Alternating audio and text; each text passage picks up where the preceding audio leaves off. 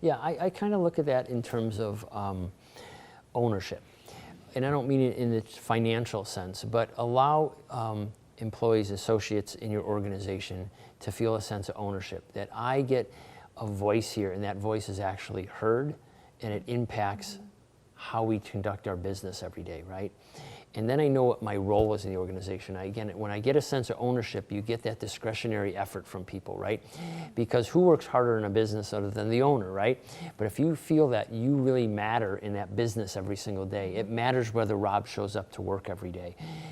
You get that sense of being an owner in that I can make an impact on this business. And businesses that allow employees to do that are so much more successful. And they're able to be successful because now, again, I feel like I'm really contributing. I have work purpose and I'm willing to stretch it a little bit more. I'm willing to invest a little bit more in myself to make sure that things get accomplished and things get done.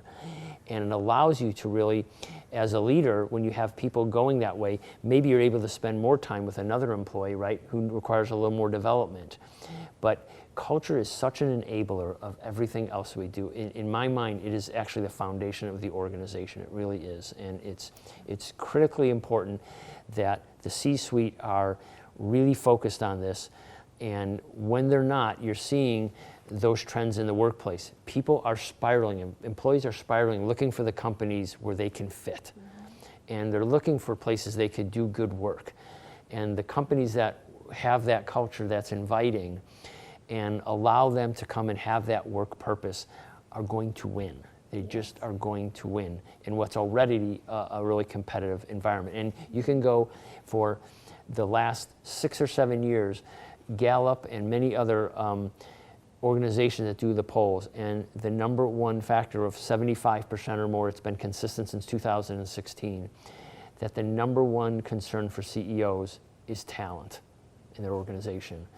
Well, what a better place to start than harvesting the right culture so that talent can go to work, be engaged, and do great work for you, right? What an opportunity.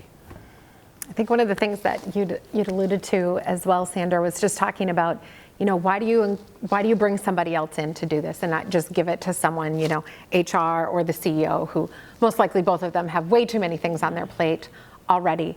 There's so much power in being able to bring somebody in who can ask the challenging questions and doesn't allow us to not talk about whatever the elephants are that are in every organization. Such a great point. Right? We have people that we just go, oh, that's just how she is. Oh, he's really great at sales. He always brings in the numbers. So we look past the way that he treats his other team members. And bringing in somebody external from the organization really can hit home on those conversations and, stick your foot in your mouth. Because you don't have the skin in the game the same way that the people in it. Absolutely. There's such value. And that culture becomes an employment brand for you, really, right? It shines a bright light on your organization saying this is a place you want to be, right? Because talent wants to work with talent, right?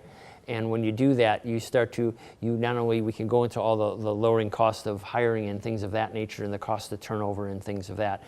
But again, when you get the opportunity to be a best of breed, if you told every leader, every coach, we're going to give you all the best talent, they're all going to tell you, well, I'm going to be successful, right? Well, why wouldn't you go and do that and give yourself the opportunity to have all the best talent, right? Because we know we can draft it in that way, right? If we have the right culture there. You bring the right culture here, you bring the talent, there's no reason the organization can't be successful. And to add on to that, Rob, your culture is what people experience, not what you want them to experience. And that goes for the internal inside the company as well as outside the company. So as an example, an organization could spend a lot of money on advertising, on placing job ads or advertising just for their overall business, right? And say how great they are and say, this is what we do. And you show the pictures of the happy customers and, all this, highlight reels. So they're spending millions of dollars, some organizations, on this advertising. But then what happens is, let's say I'm out to dinner and I bump into my cousin Julie, and Julie, I'm like, hey, I've been hearing a lot of ads about this company. I'm thinking about applying. Oh, well, my friend works there, and let me tell you this, right? So in an instant, all of that money that you invested is out the window. So the point I'm trying to make is that your culture is we have an intended culture that we talk about, we espouse to, we write about it, but it's what people experience regardless of what your intention is. And so just being mindful of that, right? That it can be undone. A great brand can be undone by not being congruent to the values, and to Sarah's point about not addressing it, of just saying, oh, well, that's just so-and-so, and we kind of let her get away with it because she's so good at this or that.